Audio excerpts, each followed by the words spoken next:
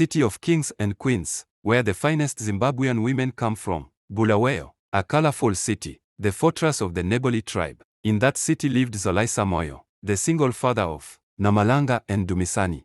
He worked as a janitor at the National Railways of Zimbabwe headquarters, NRZ. At some point he was promoted to become a train attendant. That's where he met Alice Mutima, a beautiful Shona lady, who was born amongst the Ndebele people. Alice was a tour guide at the Bulawayo City Museum. What a job she had. One morning, Alice jumped onto a luxury passenger train on her way to Gweru to see her parents. There was this smartly dressed gentleman who captured her attention. This gentleman was Zalaisa, elegantly dressed in his black train attendant tuxedo. Alice was reading a Miles Boone erotic novel the time she noticed Zalaisa. He matched the description of a man she was reading about in the novel. It was time to inspect the tickets. On duty that day, Zalaisa was working alongside Donald, his senior. Coincidentally, Zalaisa went to inspect tickets where Alice was sitting. He was also charmed by this beautiful woman. Alice behaved in a very professional manner when he took her ticket for inspection. But she wrote her cell number at the back of it. Zalaisa noticed the gesture and he smiled. He returned to his standing station and he took out his cell and he saved the number. Gweru train station, the coldest yet the busiest. Alice got off the train, left a note on her seat for Zalaisa to read. He noticed this gesture as well and he went to pick it. Unfortunately, Donald picked it first, flirting on duty. Huh?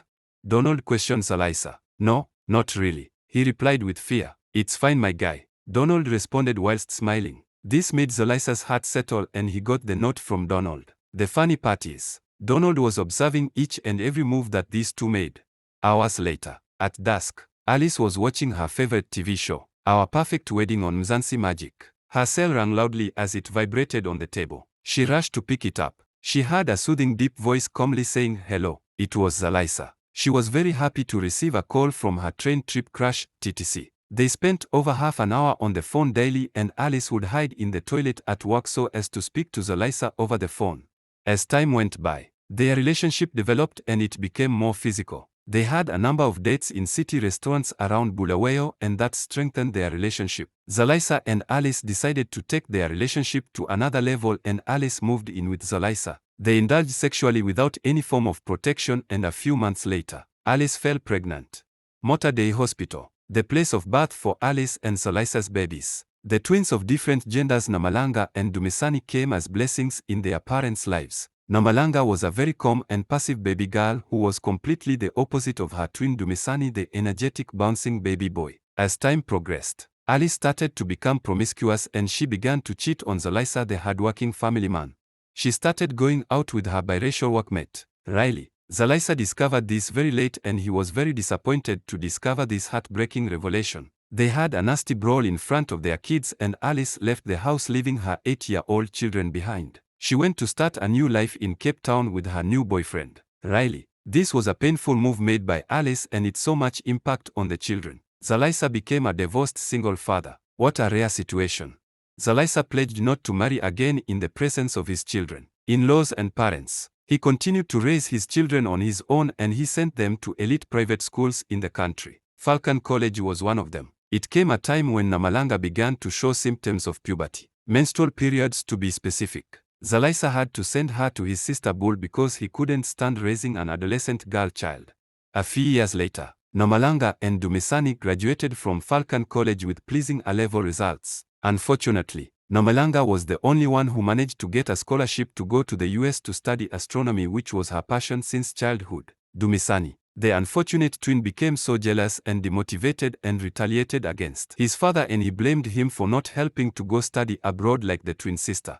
Dumisani refused to study at a local university where his other friends went, the National University of Science Technology, NUST. He quarreled with his father, moved out of the house and he went out to look for his mother. Unfortunately, he couldn't find his mother anywhere within the Zimbabwean borders. He started dealing drugs along with his other friends who had become dropouts. He got arrested in Harare whilst doing a cannabis deal and his father had to drive all the way from Bulawayo to go and visit him.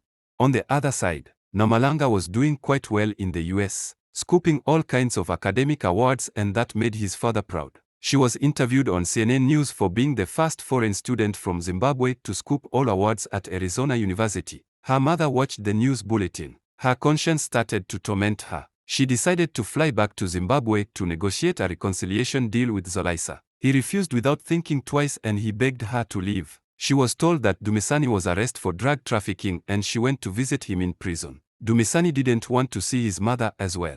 He was bitter because she deserted them at a very crucial stage of their childhood. Namalanga always wanted to go to the sun as an astronaut, not knowing that it's not possible. Anyway, it was a dream come true for her to become a successful astronaut after finishing her astronomy honors degree. Namalanga never returned to Zimbabwe to see her mother, but instead she sent a plane ticket for her father to come visit her in the US.